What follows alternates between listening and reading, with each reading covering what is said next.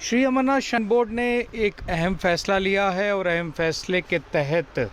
हम आपको बताते चलें कि अमरनाथ गुफ़ा के पास किसी को भी अब ठहरने की इजाज़त नहीं होगी। रात को यहाँ पर नहीं ठहराया जाएगा। आप जानते हैं पिछले 4-5 दिनों से लगातार सेना, बीएसएफ, बाकी तमाम जो फोर्सेस हैं वो वहाँ पर जो दफन लोग हैं उनकी शव को निकालने की कोशिशों में दिन रात जुटे हुए हैं, लेकिन अभी तक कुछ ज़्यादा हासिल नहीं हो पाया है क्योंकि बहुत बड़े बड़े ग्लेशियर्स हैं, बहुत बड़े बड़े पत्थर हैं। और इस सब के बावजूद लगातार 8 जुलाई से ही यहाँ पर जो रेस्क्यू ऑपरेशन है वो जारी है। अभी तक 16 लोगों की इसमें मृत्यु हो चुकी है और कुल मिला के अगर देखा जाए तो लगभग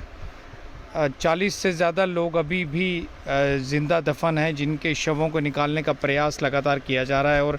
इस सब के बीच आप जैसे विजुअल्स में साफ तौर पर देख सकते हैं कि आसपास पूरे ग्लेशियर्स हैं और कहीं से भी कभी भी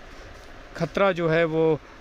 हो सकता है। ऐसे में अहम फ़ैसला लिया गया और इस बड़ी त्रासदी से सबक लेते हुए श्राइन बोर्ड ने एहतियातन एक कदम उठाया है। कम से कम 5 किलोमीटर नीचे पैंतरनी में या फिर दूसरी तरफ अब लोगों को ठहराया जाएगा। दर्शन की जो कट ऑफ टाइमिंग है उन्हें भी कम कर दिया गया है और पहले जहां एक तरफ शाम 6 बजे तक जो श्रद्धालु आते थे उन्हें दर्शनों की कतार में लगने की अनुमति दे दी जाती थी, जो देर रात तक अपने दर्शन किया करते थे। पर अब कट ऑफ टाइमिंग को 2 घंटे कम करके 4 बजे कर दिया गया है ताकि श्रद्धालु समय रहते अपने दर्शन कर सकें और दर्शनों के बाद वापस जो नीचे पैंतरनी की तरफ या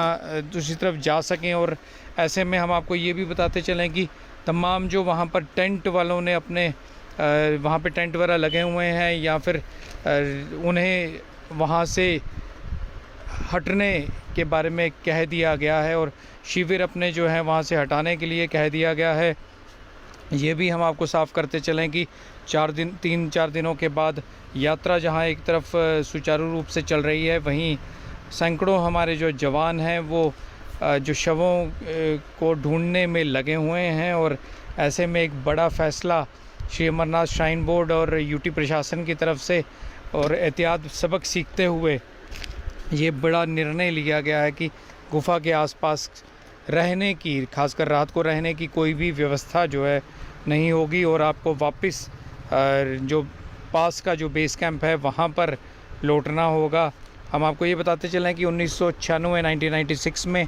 जब रजिस्ट्रेशन भी नहीं होती थी, 10-15 लाख के करीब श्रद्धालु आ गए थे और कई दिनों तक मौसम ख़राब होने के चलते उस समय भी बड़ी त्रासदी अमरनाथ और आसपास के इलाके में हुई थी और सैकड़ों लोग उस समय भी इसमें उनकी दुखद मृत्यु हो गई थी। हालांकि कोई भी औपचारिक फिगर्स नहीं थी और उसके बाद ये निर्णय लिया गया था कि यात्रा को रिस्ट्रिक्ट किया जाए, कम किया जाए। और जिसके बाद अमरनाथ श्राइन बोर्ड का भी गठन हुआ और कुछ चंद लाख, 3-4 लाख श्रद्धालुओं को ही आने की परमिशन जो है वो दी गई। दुर्गम रास्ते हैं और ऐसे में जो भवन है, भवन के आसपास कम से कम लोग हों। बिकॉज जब ये हादसा हुआ 8 जुलाई को तो बताया जाता है कि लगभग 15,000 के करीब लोग वहाँ पे थे और अब जिस तरह का फ़ैसला लिया गया है ऐसे में बहुत कम लोग वहाँ पे बचेंगे जो लगातार दर्शन करेंगे और दर्शन करने के बाद वापस लौट जाएंगे।